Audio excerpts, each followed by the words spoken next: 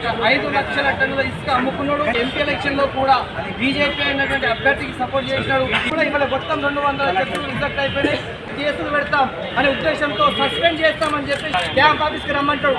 వాళ్ళకు కోర్టులు గార్డులు కాంగ్రెస్ పార్టీ కార్యకర్తల కాలు ఇరగొడతా మళ్ళీ పదవులు కూడా డబ్బులతో అమ్ముకుంటే ఏమనంటే కమిషన్ అంటుడు. పిచ్చుకుందా డీలర్ అపాయింట్మెంట్ కూడా 3 లక్షల రూపాయలు అడిగిండు మా ఎమ్మెల్యే. నమస్తే నా అందరికీ.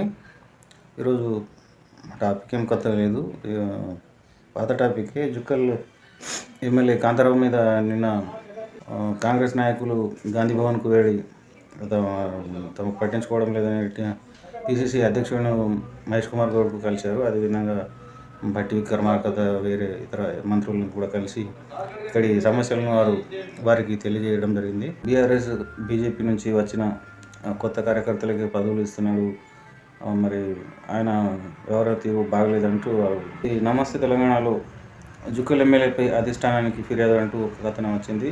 కాంగ్రెస్లో కుమ్ములాటలంటూ మరో కథనం. అదే మన న్యూస్లో బాన్స్వాడ జుక్కల్ ఎల్లారెడ్డి ఎమ్మెల్యేలపై సీనియర్ నాయకుల నిరసన అంటూ ఇదో కథనం. అదేవిధంగా తెలంగాణ కేసరి దినపత్రికలో కాంతారావు హఠావో కాంగ్రెస్ బచావో అని అసెంబ్లీ ముందు కూర్చున్న ఫోటోతో సహా వాళ్ళు పబ్లిష్ చేయడం జరిగింది. ఏబిఎన్ ఆంధ్రజ్యోతిలో జుక్కల్ ఎమ్మెల్యేపై టీపీసీసీ చీఫ్కు సీనియర్ల ఫిర్యాదు, గాంధీ భవన్ ఎదుట కాంగ్రెస్ సీనియర్ నేతల ధర్నా, తమను ఎమ్మెల్యే పట్టించుకోవడం లేదని ఆగ్రహం.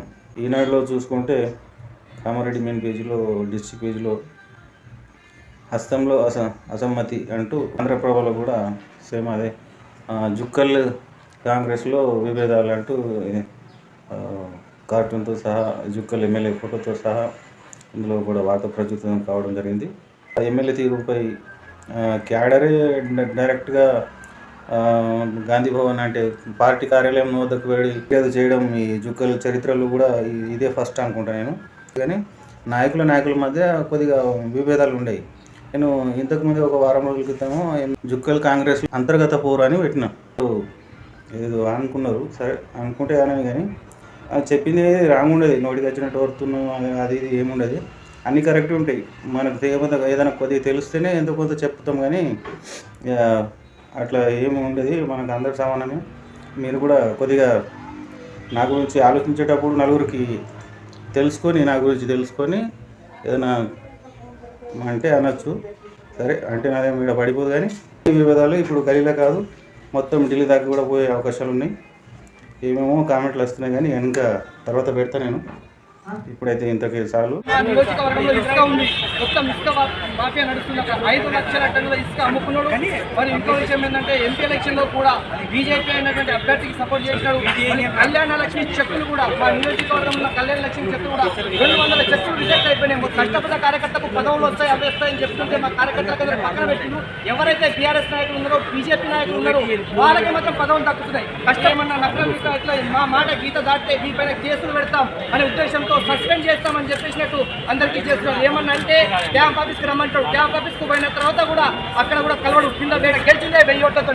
కాబట్టి మేము అంత కష్టపడి గెలిపించుకుంటే మా నియోజకవర్గంలో మా నియోజకవర్గంలో ఎవరైతే సీనియర్ నాయకులు కష్టపడ్డారో వాళ్ళకు కోర్టులు గార్డులు కాంగ్రెస్ పార్టీ కార్యకర్తల కాలు ఇరగొడతా ఈ విధమైన మాటలు మాట్లాడుతుంటే మా ప్రతి కార్యకర్త బాధపడుతున్నాడు. ఏంటి నాయన ఇంత జెండా మోసినాం, ఇంత కష్టపడ్డాము, మనకే కాలు ఇరగొడతా కోర్టులు గార్డులు అంటుంటే కాంగ్రెస్ కార్యకర్తలు ఇంట్లో కూర్చుని బాధపడుతున్నారు. వాని పక్కన మొత్తం ఇప్పుడు టీఆర్ఎస్ బీజేపీ నాయకులకే పదవులు ఇస్తున్నారు. మళ్ళీ పదవులు కూడా డబ్బులతో అమ్ముకుంటుండు. ఈరోజు మా నియోజకవర్గంలో ఏ పదవి వచ్చినా కూడా మార్కెట్ కమిటీ చైర్మన్ కూడా డబ్బులతో అమ్ముకుంటున్నాడు. మొత్తం ఏమనంటే కమిషన్ అంటుడు, ఏమనంటే ఇసుక కమిషన్ అంటున్నాడు, మళ్ళీ ఏమంటే మార్కెట్ కమిటీ దాంట్లో ప్రతి దాంట్లో ఏదన్నా అయితే మొత్తం కమిషన్ నడిపిస్తున్నారు. ఈ విధంగా నడిపిస్తే పార్టీ కార్యకర్తలు బాధపడుతున్నారు.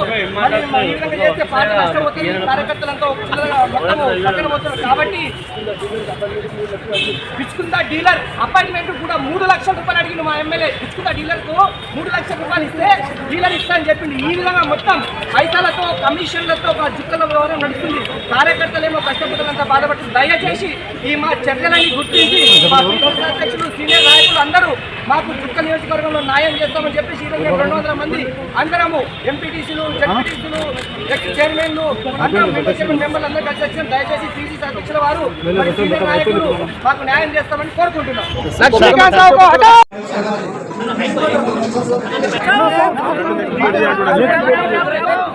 కాంగ్రెస్ పార్టీలో ఉపసర్గంగా పనిచేయడం ఆ పార్టీలో గత ప్రభుత్వం ఎవరితోనైతే మేము కొట్లాడినామో అడ్మినిస్ట్రేషన్ చేసినామో వాళ్ళకి ఈరోజు పద్ధతులు పనులు ఇచ్చి కూర్చోబెట్టే ప్రయత్నం చేస్తున్నారు.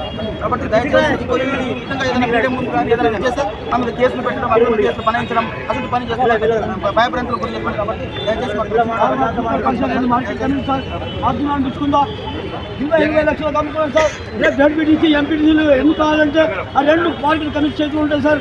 5 మండలాలు 20 లక్షలకు 15 లక్షలకు అమ్ముకొని మా కార్యకర్తలకు అన్యాయం చేసిన సార్. అతడు